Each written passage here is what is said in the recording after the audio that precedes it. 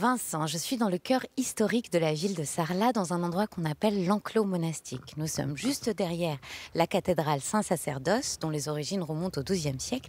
Et ce que vous voyez tout autour de moi, ce sont les tombes des moines qui sont à l'origine de la construction de la ville. Mais aujourd'hui, nous allons parler d'un monument beaucoup plus mystérieux et je retrouve Anne pour ça. Bonjour Anne. Bonjour Louisa. Alors juste derrière nous, nous avons un monument très mystérieux, très étrange, qu'on appelle la Lanterne des Morts. Qu'est-ce que c'est que cette Lanterne des Morts ? Alors c'est le bâtiment le plus ancien et le plus mystérieux de Sarlat à partir du XVIIe siècle. Elle sert de lanterne des morts. On met à l'intérieur une lanterne et ça servait à éclairer les tombes dans le cimetière puisque cette lanterne des morts était au milieu du cimetière. C'est une espèce de phare en fait, où on met une petite bougie pour veiller sur l'âme des morts. Alors celle-ci a une forme très particulière. Racontez-nous cette forme. Oui, on a une influence orientale très claire dans l'architecture et surtout ce bâtiment est unique, on n'en connaît pas d'autres. Et c'est intéressant parce qu'en fait elle est sur un promontoire, du coup où qu'on soit à Sarlat, on la voit comme ça qui veille. C'est intéressant parce qu'elle est tellement mystérieuse, on sait tellement pas comment elle est arrivée là, pourquoi, qu'il y a énormément de légendes autour de cette lanterne. Oui, la plus célèbre c'est la légende de Saint Bernard de Clairvaux qui serait passé à Sarlat au XIIe siècle, qui aurait guéri des Sarladais en bénissant des pains qu'il leur a donné à manger. Et en l'honneur et en hommage de Saint Bernard, on aurait construit cette lanterne des morts. Saint Bernard qui, grâce à cette bénédiction, aurait sauvé Sarlat de la peste. Alors, vous êtes attaché à ce monument, qu'est-ce qui vous inspire ? Ah oui, j'aime beaucoup ce monument parce que justement, il est très mystérieux et très unique. Et tous les visiteurs qui viennent à Sarlat sont extrêmement surpris par ce bâtiment. C'est vrai qu'il est étrangement gracieux et beau. Merci beaucoup, Anne. Et si vous venez vous balader par ici, sachez que vous allez pouvoir avoir la chance de rencontrer notre ami Eric qui joue d'un instrument traditionnel. Quel est le nom de votre instrument ? C'est une épinette des Vosges, c'est un instrument traditionnel du XVIe siècle. Celle-ci en particulier, c'est l'épinette de Gérard May. Donc chaque vallée a son ou ses épinettes. Vous voulez bien nous jouer un petit air, Eric ? Absolument. En douceur. Un air traditionnel en douceur. Vraiment en douceur, parce que l'endroit s'y prête.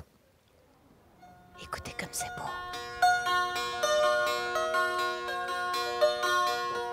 Vincent, me voilà sur la place du marché de Sarlat, cœur battant de la ville, incontournable pour quiconque voudrait visiter cette cité. Sur cette place se dresse un monument tout aussi incontournable, l'église Sainte-Marie qui est aujourd'hui le marché couvert.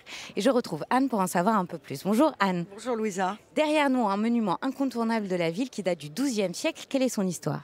Alors cette église s'appelait l'église Sainte-Marie du Mercadil puisqu'elle donnait sur le marché.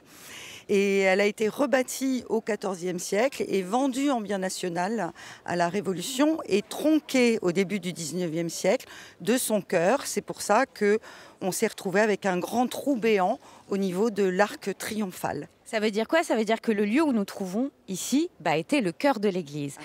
Arrivent les années 90, on décide quand même de faire quelque chose de ce monument qui a été abandonné. Et on propose à Jean Nouvel, enfant du pays, architecte de renom, de faire des aménagements pour le transformer en marché couvert. Oui, et c'est lui qui va avoir cette idée géniale de mettre ces grandes portes en acier que vous voyez à la place du trou béant que faisait l'arc triomphal.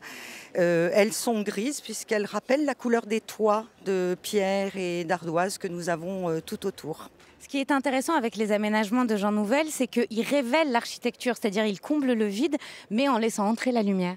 Oui, à la place des anciens vitraux qui étaient en mauvais état, il a fait mettre des grandes verrières qui éclairent l'intérieur du marché couvert. Et dans le clocher, il a eu cette idée aussi géniale de mettre un ascenseur en verre qui permet d'admirer tous les toits de Sarlat. Une vue vraiment à couper le souffle à 360 degrés sur la ville. Alors, Anne, vous êtes sarladaise de pure souche.